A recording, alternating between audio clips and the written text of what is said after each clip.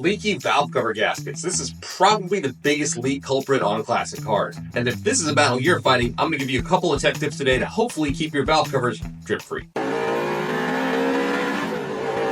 What's up, guys? I'm Jeremy. Welcome back to Catfish Motorsports. Today, we're going to give you a real quick one. I'm out here putting gaskets on my 429 for my gasser over here. And I was installing my valve covers. I thought I would share with you guys some tips that I use to make sure they don't leak. Now, my first tip for you today, and maybe the most important, is use studs. If you ever installed your valve cover, get it all tightened down, and then you look down and see that the gasket is sunk in. This can be especially problematic on engines like small block Chevrolets that only have 4 bolts. If you use studs, instead of putting your whole valve cover assembly down with the gasket and try to bolt it down, these will ensure that your gasket is on straight and held in place while you're tightening everything down. Now, don't just go by all thread. You really want to buy the kind that has an Allen key slot in the top, because it's a pain in the butt to try to install studs where you have to put 2 nuts down on top of each other. Almost all domestic muscle cars are 1/4-20. That's what these are. I'll put a link in the description below. I just got them from Amazon. To install, we're just going to put a little bit of blue Loctite on. Make sure it threads down cleanly by hand. Put our Allen key in. Give it a nice snug.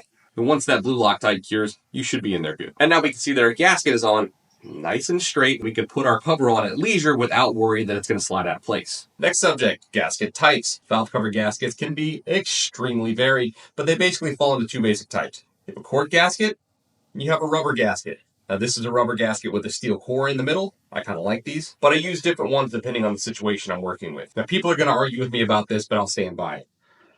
Cork gaskets are great for factory type stamped steel covers, in so much as you can get stamped steel covers to ever not leak. If I'm trying to use original equipment style valve covers, I like these, and I like them a little bit thicker than this one is. If, on the other hand, I'm using cast aluminum valve covers, which I highly prefer, then I like a multi-core gasket like this, and I usually just put it on straight up dry without anything on it. Now, if you're using studs, like I said, I put it on dry almost no matter what. If I'm not using studs and I'm using one of these cork gaskets, then I will take some gasket cinch or rubber cement and glue this whole thing to the valve cover itself. Don't put anything on the side that goes on the head. Valve covers themselves also fall broadly into 2 categories: cast aluminum, stamped steel. Stamped steel is going to be more your OEM. Cast aluminum is going to be more your aftermarket valve cover. A lot of us like to use original parts because we think they fit better, and in a lot of cases that's true. Valve covers, on the other hand, are one place that the aftermarket valve cover is going to be significantly better, because these stamped steel covers, while they really look cool in a lot of cases and look like they belong on the motor, especially when they're really old, they've been taken on and off a bunch of times, and these super thin stamped steel rails are often distorted, and that's what leads to the leak. Which is why the cork valve covers work a little bit better on these, because you get a little bit more squish out of them. That said, you really got your work cutting out for you to get these things to seal at all.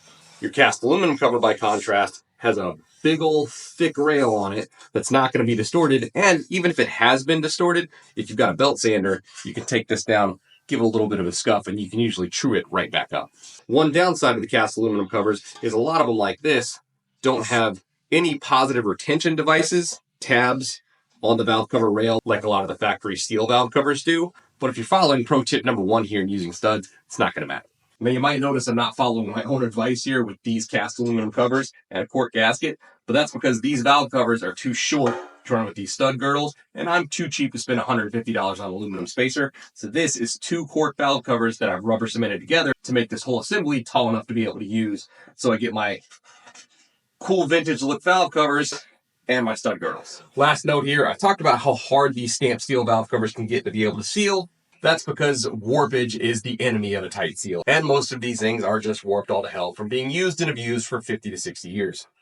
One thing that you can do, especially if you have an old iron head, if you want to do it on your nice expensive aluminum head, that's up to you. But you can put these down, take a hammer, and then just kind of gently persuade the thing back into form around the edge of the rail here. You won't have a 100% success rate. If you're dead set on reusing these stock stamped steel covers, this is your best shot at getting them to straighten back out and true up. Thanks for watching. Please like and subscribe. Stay dry out there.